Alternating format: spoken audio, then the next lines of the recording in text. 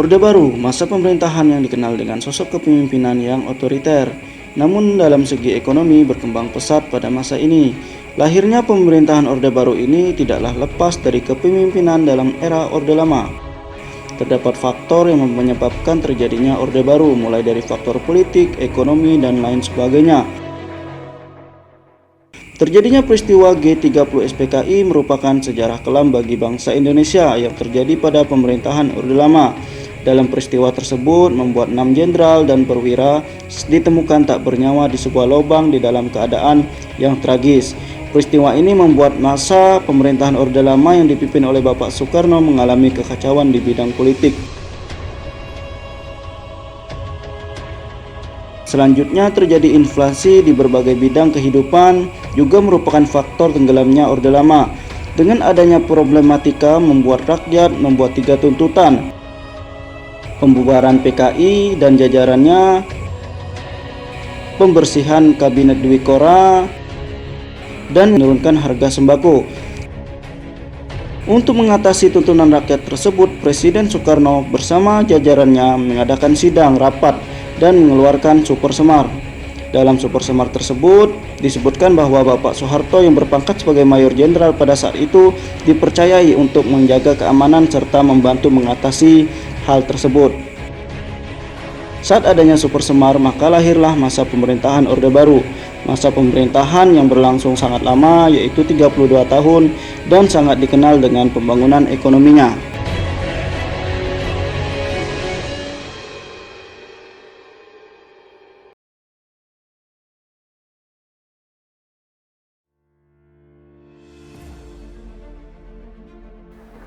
Berbicara mengenai pemerintahan Orde Baru, pemerintahan Orde Baru adalah masa pemerintahan Presiden Soeharto di Indonesia, yaitu mulai tahun 1966 sampai 1998, yang memiliki tujuan untuk memperbaiki tatanan kehidupan yang ada di Indonesia, baik kehidupan politik, kehidupan ekonomi, sosial, budaya, dan lain sebagainya. Masa pemerintahan Orde Baru, Bapak Soeharto menerapkan konsep demokrasi Pancasila. Maksudnya adalah di mana bangsa Indonesia ini harus maju dan berkembang sesuai dengan Undang-Undang Dasar 1945 dan ideologi dasar negara kita, yaitu Pancasila. Selanjutnya, Bapak Soeharto juga lebih menekankan kepada konsep pembangunan ekonomi. Dapat dibuktikan bahwa pembangunan ekonomi ini sudah dibuat, yaitu Repelita Rencana Pembangunan 5 tahun, yang membuktikan bahwa pada masa Bapak Soeharto ini membuat perekonomian negara Indonesia sedikit lebih baik lagi daripada periode sebelumnya. Itulah mengenai konsep yang lebih ditekankan dari Bapak Soeharto pada masa kepemimpinannya.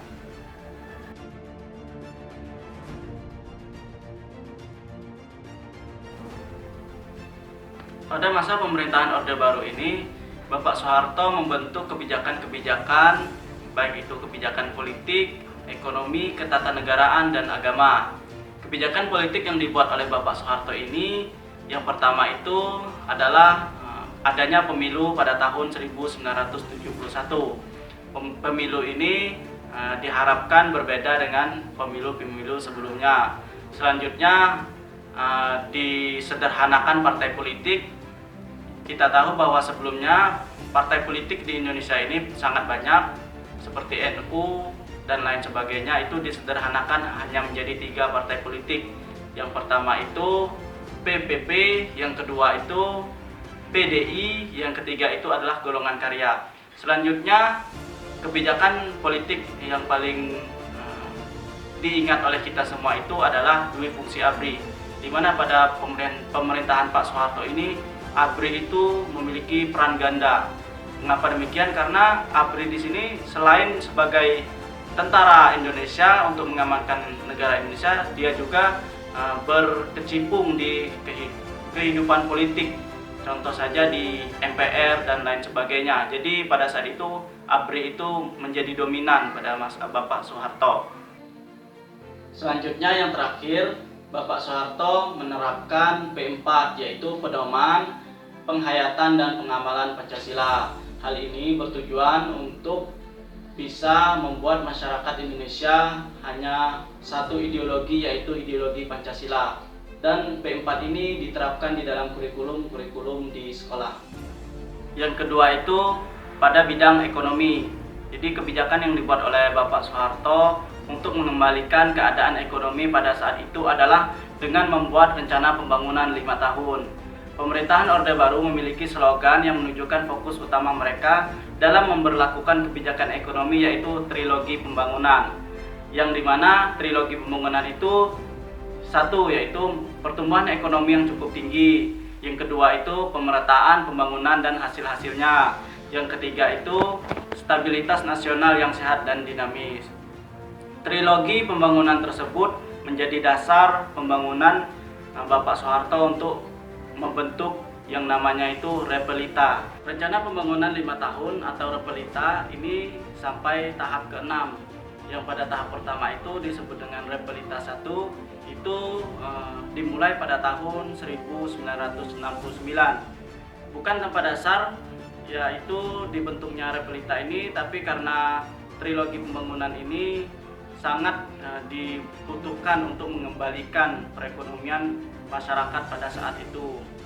Selanjutnya Repelita 2 yang dimulai pada tanggal 1 April 1974 sampai 31 Maret 1979. Yaitu Repelita 2 ini menitik beratkan pada sektor pertanian dan industri, dan juga mengolah bahan mentah dan bahan mentah menjadi bahan baku makanan.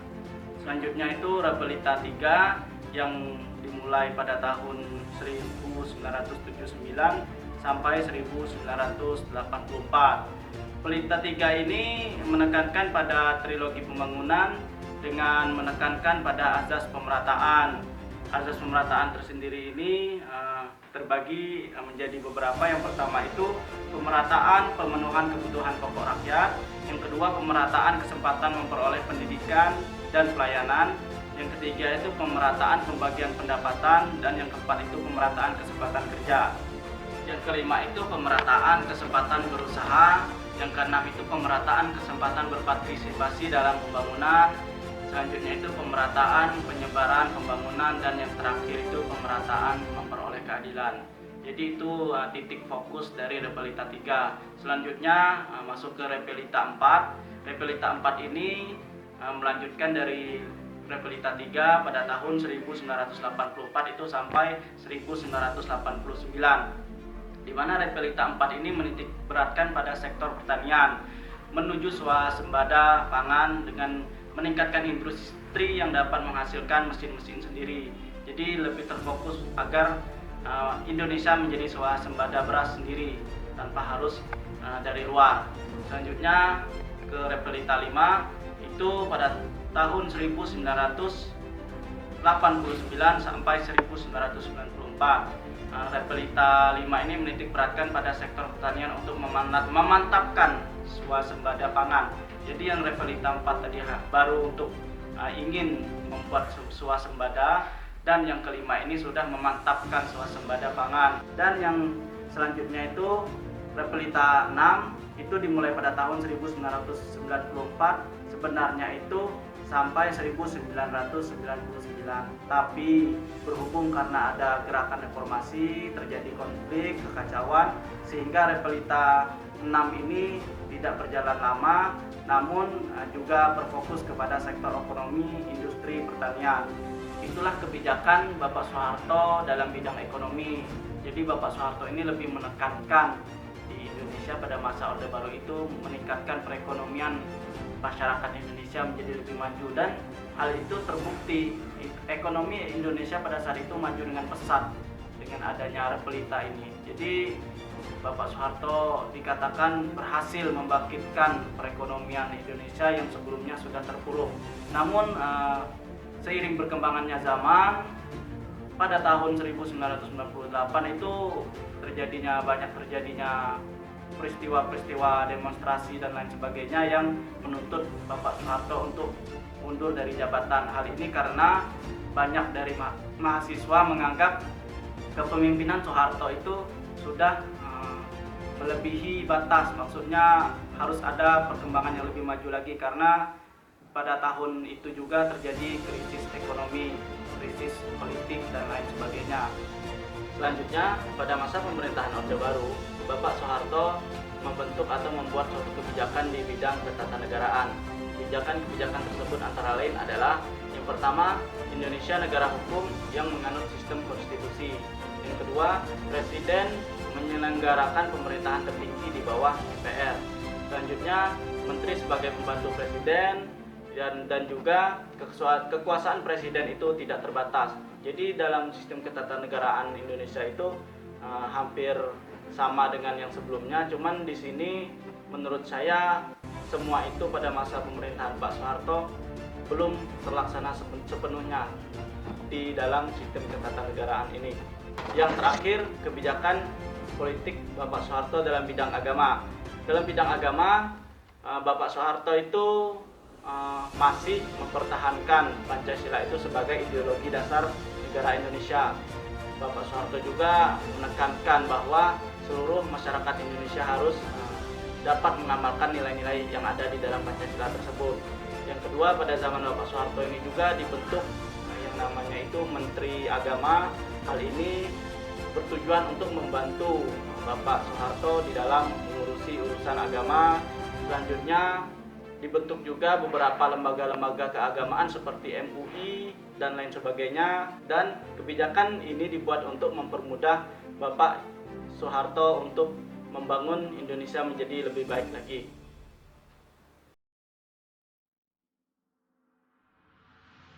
Dalam pemerintahan masa Orde Baru, masanya Bapak Soeharto ini terjadi pelanggaran-pelanggaran HAM baik itu pelanggaran HAM untuk hidup, pelanggaran HAM di bidang pembatasan pers, di bidang penggiat budaya, seni dan lain sebagainya. Adapun contoh dari pelanggaran-pelanggaran HAM tersebut adalah yang pertama itu pelanggaran HAM atas hak untuk hidup, yaitu contoh dari kasus pembunuhan atas Marsinah atau buruh, kemudian Syarifuddin atau Udin, yaitu seorang wartawan, dan kasus pembunuhan hakim serta kasus pembunuhan lainnya. Selanjutnya, pelanggaran hak untuk tidak disiksa, yang contohnya itu adalah kasus Marsinah dan juga kasus penyiksaan tahanan dan narapidana yang lainnya. Kemudian yang ketiga itu pelanggaran atas hak kebebasan pribadi.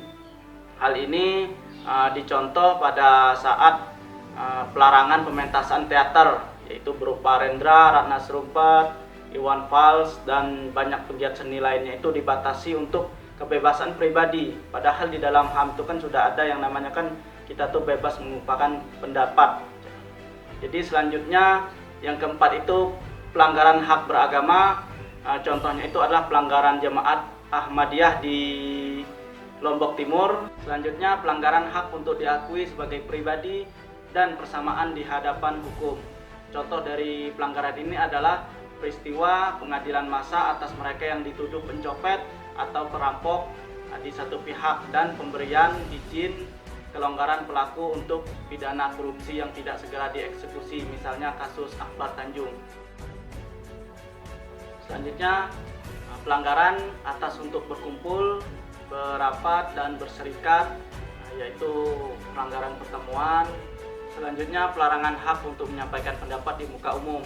Hal ini dapat kita ketahui, contohnya itu adalah pelanggaran ketika adanya demonstrasi mahasiswa ingin menyampaikan pendapat tentang adanya kasus korupsi atau sebagiannya, itu dibubarkan secara paksa oleh pihak keamanan pada saat itu karena dilihat oleh pihak keamanan tersebut mengancam pemerintah Soeharto. Jadi secara tidak langsung dibubarkan secara paksa, terjadi bentrok antar satu sama lain dan memakan banyak korban tewas pada saat demonstrasi itu.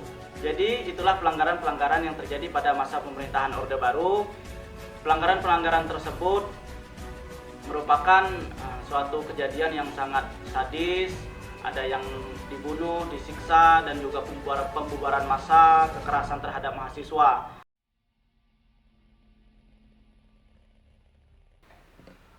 Masa pemerintahan Orde Baru itu berakhir pada tahun 1998.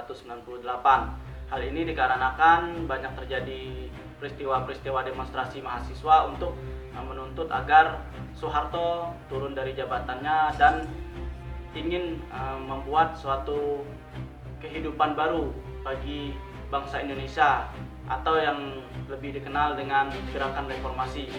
Reformasi ini adalah tujuan dari mahasiswa agar seluruh krisis yang ada pada masa Orde Baru itu membaik, tidak seperti itu. Dan juga pelanggaran-pelanggaran HAM yang terjadi pada masa Orde Baru itu dapat ditindaklanjuti pada masa reformasi, karena pelanggaran HAM tersebut pada masa Orde Baru seperti dibungkamkan, ditutupkan kejadiannya. Jadi banyak sekali mahasiswa-mahasiswa ataupun masyarakat yang melakukan demonstrasi agar turunnya Presiden Soeharto. Kronologi peristiwa demonstrasi pada tahun 1998. Pada peristiwa demonstrasi ini sangat menjadi sejarah yang patut menjadi contoh bagi mahasiswa zaman sekarang ini. Mengapa demikian? Karena pada 1998 menurut saya yang menjadi pahlawan terjungkalnya Presiden Soeharto adalah mahasiswa. Gerakan pertama dilakukan pada tanggal 1 Mei 1998. Soeharto melalui Menteri Dalam Negeri Hartono dan Menteri Penerangan Alwi Dahlan mengatakan bahwa reformasi tahun baru bisa dimulai pada tahun 2003. Selanjutnya, pada tanggal 2 Mei 1998, pernyataan itu dilarat dan kemudian menyatakan bahwa reformasi bisa dilakukan sejak 1998. Selanjutnya, pada tanggal 3 Mei 1998, Presiden Soeharto mengundang tokoh pimpinan DPR, partai politik dan golongan karya bersama-sama ke kantornya untuk mengadakan pertemuan, silaturahmi dan konsultasi setelah sidang umum MPR pada tanggal 4 Mei 1998. Mahasiswa di Medan, Bandung, dan Yogyakarta menyambut kenaikan harga BBM dengan demonstrasi besar-besaran, sehingga membuat kerusuhan terjadi dan terlibat bentrok dengan aparat keamanan. Selanjutnya pada tanggal 5 Mei 1998, mahasiswa juga terjadi di Medan, Sumatera Utara yang berujung pada kerusuhan. Selanjutnya pada tanggal 9 Mei 1998, Soeharto berangkat ke Kairo, Mesir untuk menghadiri pertemuan KTT G15. Dia melakukan lawatan terakhirnya ke luar negeri sebagai Presiden Republik Indonesia. Kemudian selanjutnya pada tanggal 12 Mei 1998, ribuan mahasiswa Universitas Trisakti mengadakan aksi damai dalam perjalanan balik menuju ke kampusnya. Upaya mereka untuk menyampaikan aspirasi kepada DPR dan MPR itu diadang oleh aparat keamanan. Dan pada saat itu juga terjadi kerusuhan antara mahasiswa dengan aparat keamanan, sehingga 4 mahasiswa tewas. Selanjutnya, pada tanggal 13 Mei 1998, mahasiswa dari berbagai perguruan berduka cita, dan tidak lama kemudian massa dan aparat keamanan terjadi kerusuhan lagi yang terjadi di bawah jembatan layang Grogol, Jakarta Barat. Selanjutnya, pada tanggal 14 Mei 1998, Soeharto melalui orang dekatnya mengatakan bersedia mengundurkan diri jika rakyat menginginkan, dan kerusuhan tetap terjadi di berbagai daerah. Kemudian pada tanggal 15 Mei 1998, Soeharto tiba di Indonesia setelah memperpendek kunjungannya di Kairo, Mesir, dan ia mengetahui situasi kerusuhan yang terjadi di Indonesia pada saat itu. Kemudian ia memanggil wakil presidennya Bapak B.J. Habibie untuk mengevaluasi situasi. Kemudian pada tanggal 16 Mei 1998, banyak warga asing yang berbondong-bondong kembali ke negeri mereka masing-masing. Hal ini terjadi karena warga asing tersebut merasa terancam karena banyak terjadi kerusuhan pada saat itu. Dan selanjutnya pada tanggal 16 Mei itu, setelah itu Soeharto dan jajarannya membentuk Komando Pemulihan Keamanan dan Ketertiban. Selanjutnya pada tanggal 18 Mei 1998, ratusan mahasiswa dan masyarakat datang ke gedung DPR dan MPR dan memperjuangkan untuk melakukan reformasi. Kemudian sampai pada tanggal 21 Mei 1998 di Istana Merdeka Kamis jam 9:05 waktu Indonesia Barat, Soeharto mengumumkan mundur dari kursi Presiden dan B.J. Habibie sebagai penggantinya. Itulah kronologis demokrasi yang terjadi pada tahun 1998.